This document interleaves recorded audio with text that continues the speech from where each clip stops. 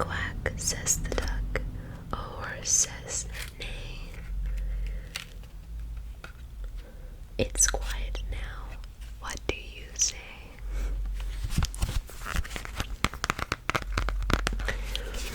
When my baby sister was born, I used to read this book to her a lot.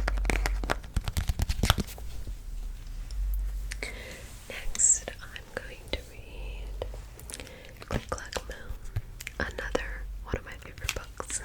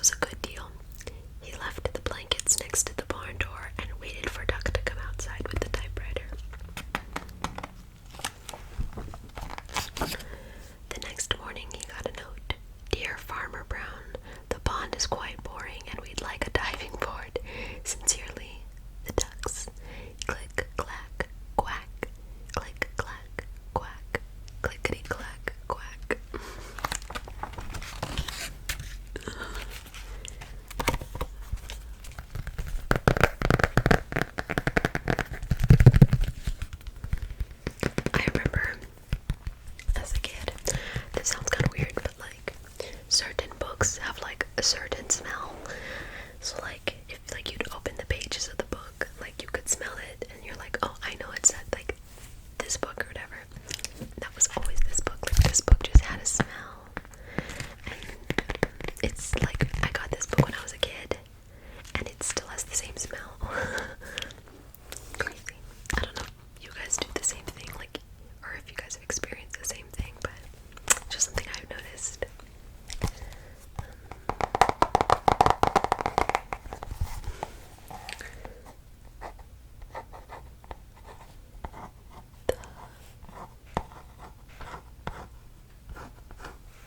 Lorax.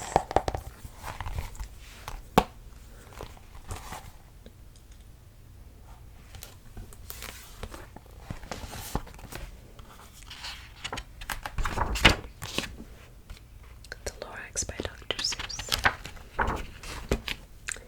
At the far end of town, where the grickle grass grows, and the wind smells slow and sour when it blows, and no birds ever sing excepting the old crows. Wait, yeah, is the street of the lifted Lorax. And deep in the grickle grass, some people say, if you look deep enough, you can still see today where the Lorax once stood, just as long as it could, before someone lifted the Lorax away. What was the Lorax, and why was it there? And why was it lifted and taken somewhere? From the far end of town where the grickle grass grows, the old Onceler still lives here. Ask him, he knows. You won't see the Onceler, don't knock at his door. He stays in his lurkim on the top of the store. He lurks in his lurkim, cold under the roof, where he makes his own clothes, out of muffered move. And on special dank midnights in August he peeks, out of the shutters, and sometimes he speaks, and tells how the Lorax was lifted away. He'll tell you perhaps, if you're willing to pay. On the end of the rope he lets down a tin pail, and you have to toss in 15 cents and an ale, and a shell of a great grandfather's snail.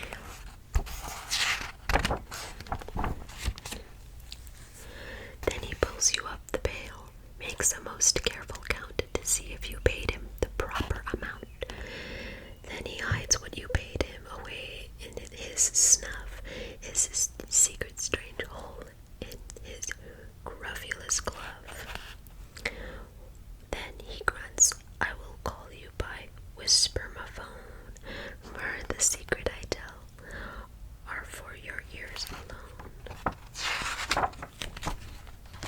Slup, down the slups the whisper-ma-phone,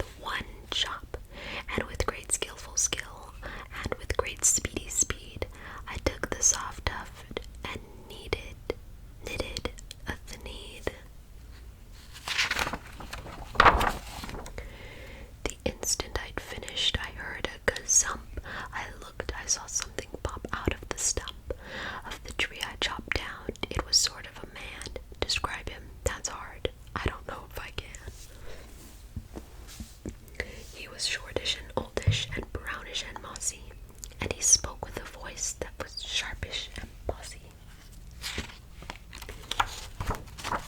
Mister, he said with a sawdusty sneeze, I am the Lorax. I speak for the trees. I speak for the trees, and the trees have no tongues. And I'm asking you, sir, at the top of my lungs. He was very upset as he shouted and puffed, What's that thing you've made out of my truffula tuft?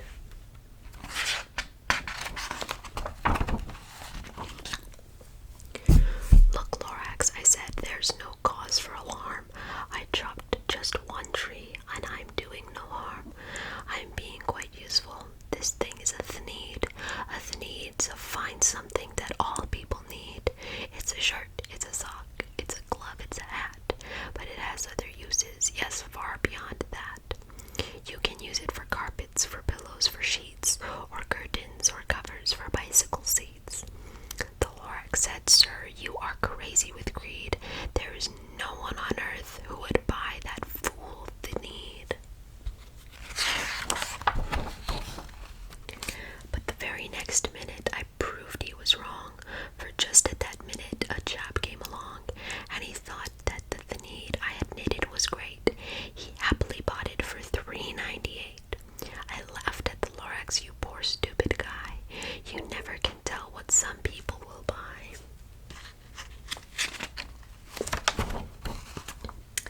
I repeat, cried the Lorax, I speak for the trees. I'm busy, I told him. Shut up, if you please. I rushed across the room, and in no time at all, built a radio phone. I put in a quick call. I called all my brothers and uncles and aunts. I said, listen here, here's a wonderful chance for the whole Onceler family to get mighty rich. Get over here fast, take the road to North Nitch, turn left at Weehawken, sharp right at South Stitch. And in no time at all, in the factory I built, the whole Onceler family was working full tilt. We were all knitting Thneeds, just as busy as bees, to the sound of the chopping of truffula trees. Then, oh baby, oh, how my business did grow. Now chopping one tree at a time was too slow, so I quickly invented a super axe hacker, which whacked off 4 truffula trees at one smacker, 4 times as fast as before. And that Lorax, he didn't show up anymore. But the next week he knocked on my new office door. He snapped, I'm the Lorax who speak for the trees, which you seem to be chopping as fast as you please, but I'm also in charge of the brown barbaloots who play in the shade and eat their barballoot suits, and happily live eating truffula fruits. Now, thanks to your hacking my trees to the ground, there's not enough truffula fruit to go round, and my poor barbaloots are all getting the crummies because they have gas and no food in their tummies. Look how sad they look. They loved living here, but I can't let them stay. They'll have to find food, and I hope they may. Good luck, boys, he cried, and he sent them away. I, the Onceler, felt sad as I watched them all go. But business is business, and business must grow, regardless of crummies and tummies, you know. I meant no harm, I most truly did not, but I had to grow bigger, so bigger I got. I biggered my factory, I biggered my roads, I biggered my wagons, I biggered the loads. Of the Thneeds I shipped out, I was shipping them forth to south, to east, to the west, to the north. I went right on bickering, selling more Thneeds. I biggered my money, which everyone needs. When again he came back, I was fixing some pipes when that old nuisance Lorax came back with more gripes. I am the Lorax, he coughed as he whiffed. He sneezed and he snuffled, he snarkled, he sniffed. Onceler, he cried with a gruffulous croak. Onceler, you're making such smugulous smoke. My poor swommy swans, why they can't sing a note. No one can sing who has smog in his throat. So, said the Lorax, please pardon my cough. They cannot live here, so I'm sending them